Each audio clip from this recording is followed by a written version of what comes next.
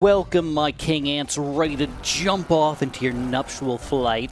It's SJB here, and today we're talking about the strongest towers in Bloons Tower Defense 6, which we have to correct ourselves here. When most people think about the strongest tower, they think about the most expensive tower, the True Sun God, or the Anti-Balloon, or the Ledge of the Night, maybe Flying Fortress, or, Ray of Dooms, and other towers. They're really, really expensive. Instead, I want you guys to think about a tower in terms of how good it is for the price that you pay for it. If it's a cheap tower, but it's really effective for what it does, that is an effective upgrade. So what we're going to do is we're going to take the total of 16 possible upgrades here, 15 plus the original tower here itself, times the total 25 monkeys, the 400 possible upgrades. We're going to dwindle that down to only 20 for y'all. So a couple things to go over really quickly. First of all, we're playing on Impoppable. Second of all 20 of our towers today will not be in any specific order at all. Okay? We're literally just throwing down 20 towers at any point in the game and talking about how they are the top 20 towers, but not ranked in any specific order.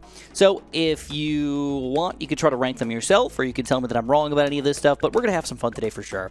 To start off, we've got the Dart Monkey! The Dart Monkey, oddly enough, is an extremely, extremely effective tower at pretty much everything. Now, obviously, he's not going to beat you on, help you beat round 100 or anything, but he's super awesome for what he does. He's a cheap tower. You can get one for free at the beginning of the game here. He does really good amounts of pierce, and he shoots quickly. So, he is one of the most effective towers in the game for what he does, which is early game popping power. There's pretty much nothing like him. In fact, he's so good that he is one of the only towers that you can start a lot of maps off on Chimps mode. Spamming 3 Dart Monkeys, I shouldn't say spamming. Building 3 Dart Monkeys is one of the only ways that you can beat certain maps at the very beginning, which is just so crazy that you can design the Dart Monkey to be that good. Next up, we got to talk about the Double Gun Engineer. I feel like people know that he's good, but just don't use him. He's really, really, really effective at what he does. Early game, fast popping power. These pink balloons, the white balloons, the black balloons, the balloons that are normally so fast that they're just going to sneak through your defense, can be a big problem. But look at him go. He stuns them, stalls them, hits them every single time. Even these really quick blacks and everything, he just keeps them in place, allowing you to pop them. With the Double Gun Engineer, the previous 2 upgrades are just really effective combined with him. The 9 nails allows us to go through a lot of nails. Then we got the pin, which just stops them in their place. And the Double Gun allows us to shoot quickly, so we can re-pin balloons that are already stopped. It's like an ice tower, but on steroids. The Double Gun is good. Next up, the Marketplace. I know that this is weird to say that this is one of the best towers in the game, but dude, it does everything exactly the way I want it. Some people might hate me and say, well, the bank is more efficient. Get their panties all tightened up in a bundle, just squishing everything inside of them. And I would say, that's fine if you want to really go by just efficiency, but I like the casual niceness of the Marketplace. I buy it, I upgrade it, and then for the rest of the game, it just makes me absurd amounts of cash. Just cash money, bro. I mean, we've already basically paid for ourselves by the time we get to round 34. Imagine how much money it's going to make us by the end of the game. It's going to be beautiful. Next up, we've got the Druid of the Jungle. He clearly is just awesome. I mean, you don't really need an explanation. Insta-killing ceramics is awesome. Doing crazy amounts of damage to all the balloons around him. Usually leave him on strong is probably best, but you could leave him on first or last or close or strong, whatever you want to do. Because if you put him on strong, usually he's going to affect the balloons right up in here, and as soon as balloons walk in, they're to start to get killed already. He can be one of the best poppers in the game for what he does in the early game. Right next to that, we've got the Razor Rotors Heli. Now, I like this guy because he does a really good job against everything. He's an everything balloon popper. I don't have to worry about camos, or purples, or leads, or camo leads, or anything for the rest of the game. He does it all. He does it all, and he does it well, and he's even a pretty decent Moab popper on top of it all. The Razor Rotors Heli, even though he's kind of expensive for what he does, is a really good relief tower. Just to say, I've got it all. I like him, I am happy, and you can leave him on Pursuit and let him do his thing for the rest of the game. Even though he can be a little bit stupid on Pursuit sometimes, on any 1-lane map, he's freaking amazing. So, really his biggest weakness is any 2 or 3-lane maps. He can get a little bit wonkier with his total usefulness, I guess. Money makes the world go round, so you cannot overlook the usefulness of a rubber to gold. The only real issue with the rubber to gold is if you have the wrong towers combined with him. If you have, for example, a Druid of the Jungle or a Pursuing Razor Rotor's Heli, they will pop the balloons before he gets to hit them with his rubber to gold action, and the stronger the balloon, the better off you're going to be with that rubber to gold, because it's going to give you more cash. So technically, we didn't do a good job combining our towers together, but he's still a really, really useful part of your team. He'll easily pay for himself by the end of the game, and sometimes triple, quadruple, pentuple, sextuple. And you know what I feel about sextupling, guys? Sextupling our money by the end of the game is just absurd. I really wish that they would have some sort of money thing that tells me exactly how much money I've made here, because I've done some calculations, and oftentimes getting 2 or even 3 rubber to golds by the end of the game not only will pay for yourself, but sometimes double the total output of your total money by the end of the game. It gets absurd. To be honest, Dragon's Breath used to be one of my #1 towers on this list, and if I really was ranking them, I would start to put this guy a little bit lower on my list. He's not as good as he used to be, but Dragon's Breath is still an effective tower. He does what he's supposed to do. He helps you against pretty much everything. He's good against, again, I like these everything towers, these all-inclusive towers. The only real weaknesses he has is purples, and then if you don't get Monkey Sense, also camo balloons. If you get that, his only real weakness is purples, which, to be honest, let's be straight with each other, purples are not a big problem in most situations. You can easily take them down. So, Dragon's Breath is just a good overall tower for Moabs, balloons, and everything, and that's why I kind of like to have him on my team. Moab's starting to get a little bit more problematic for you. Well, you may need a Moab press. Now, you can go for the improved rings or the faster throwing, whatever you're feeling at that exact moment. Usually I go faster rings, though I've been told that I am a complete idiot for doing that, so maybe you should go for the top path. Kind of up to you on that note, though they nerfed it recently, oddly enough, because it was too good. So Moab Press is really good against Moab class balloons. That's his job. He stops and stalls the Moabs for a few seconds, allowing other towers to do more damage, and also does a pretty significant amount of damage to them by himself. He attacks quickly too, so you can hit multiple Moabs with the same Moab multiple times with a single attack here, and that gives you a ton of extra popping power. He's just good at what he does, which is Moab pressing. And in addition, he's not terrible against the balloons either. Like, the Kylie Boomerang aspect is still pretty good against the balloons as well. So I really like having this guy on my team. Speaking of teamwork, I like another tower that can pop all types of balloons, the Hydra Rocket Pods. Now, usually I go for the bottom path upgrade of the powerful darts, but today I'm going to go for the laser shot because I like the ability to micro him. You know, when I have a really nice straight line here, I can micro him around and shoot exactly what I want to hit with whenever I want to hit it. So, yeah, I mean, Hydra Rocket Pods, bro. It's good all around. That's the main thing. One of the cheaper towers in the game that can do everything you need to do, popping Moabs, balloons, and everything kind of across the board here. We are indeed going for a double dose of wizards today, the Unpopped Army. Now, if you ever have a weakness to camo balloons, this is your answer. He's going to decamo those balloons in particular, and then allow you to build a bunch of zombie balloons against the green here to pop balloons, Moabs, whatever you need to get help with. The only real issue is the graveyard aspect. You need the graveyard to be filled most of the time, so you need balloons to pop around him. If you put him just very, very far in the back of the map or something, that may not happen. Sometimes putting him in the middle part of the map, or maybe even close to the front, can be a more effective way to utilize this guy. Any which way, though, he's a really, really effective tower for what he does, which is popping balloons and decamoizing everything for the rest of the game. In addition, he's another tower that does not technically have any weaknesses. He can pop purples, camos, leads, everything. He does not have a weakness at all. That's why, again, I kind of like him. Big balloon rounds like round 63 can be tricky unless you have a tower like this guy. Ring of Fire straight up melts. It melts balloons. It does good job against Moabs. It's just good against everything except for purples.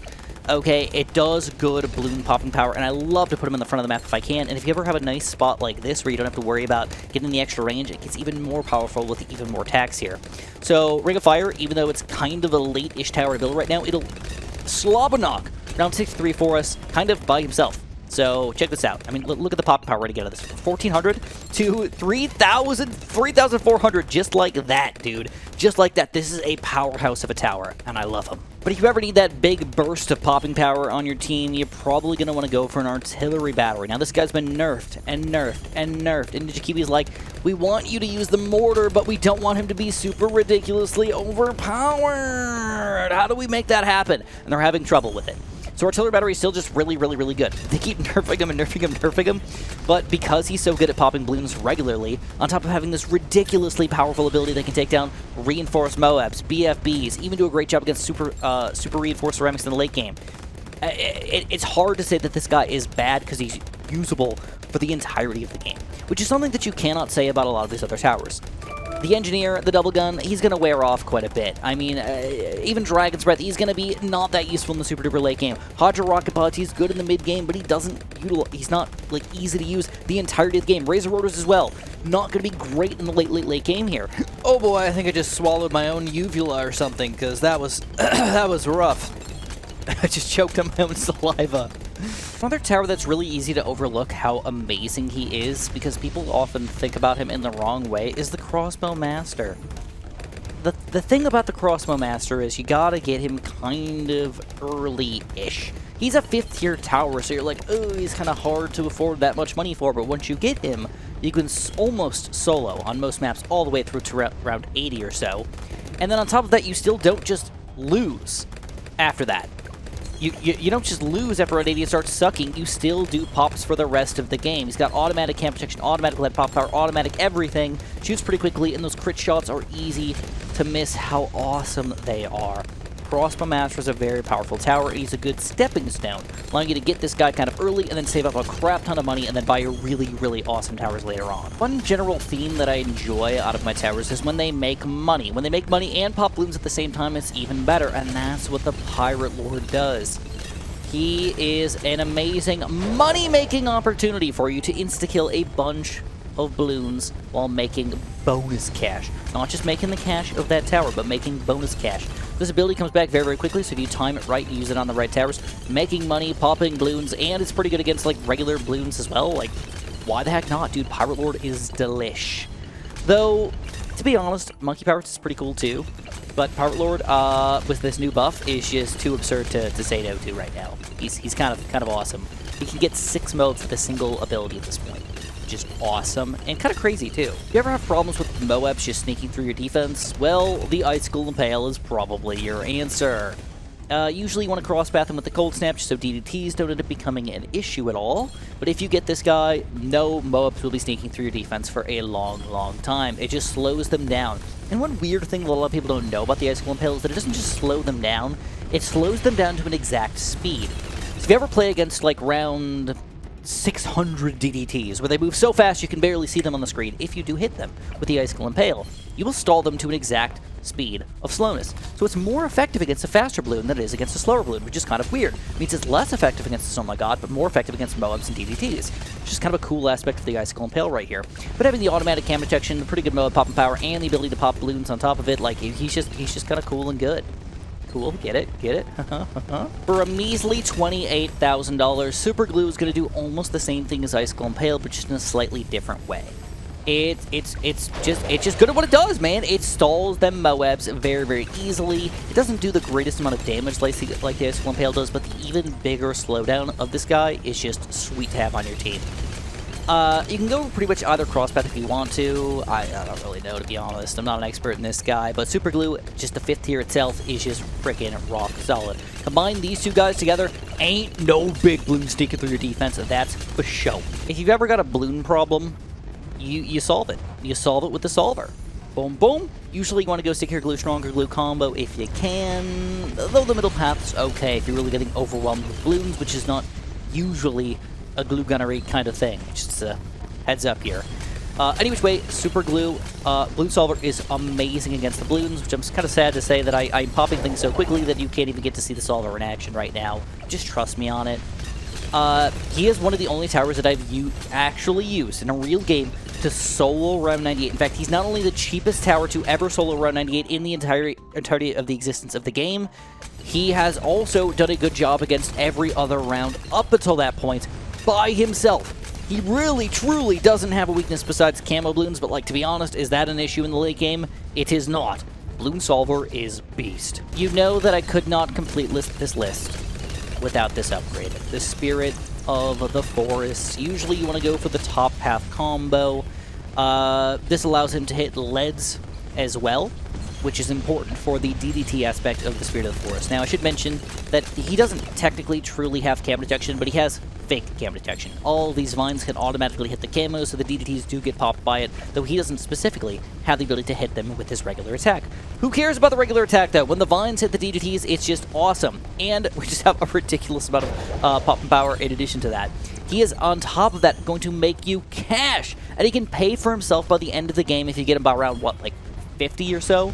So even though it can be kind of a push to get him going, having a 5th tier tower that not only pops so many balloons, it's absolutely absurd, that can pay for himself by the end of the game, it's just no contest. He is good. In fact, if I had to put him anywhere on this list, if I was making a top 20 list, he'd probably be number 1 or maybe number 2. Probably number 1, though, just to be honest here.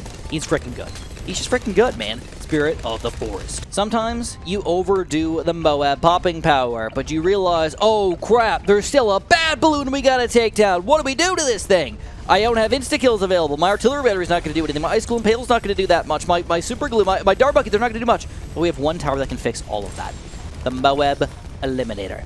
This guy does the most bad damage in the entirety of the game. And I think it's kind of weird that it's hard for me to say for sure this guy might not exist on my list because he's only utilizable against a couple things, but what he does is he does the bad damage and the Moab damage so freaking well, it is hard to say no to. This guy did more bad damage than any other tower in the entirety of the screen here, but I think he did more bad damage than all of my other towers combined. And I have other 5th tiers here as well. It's absurd.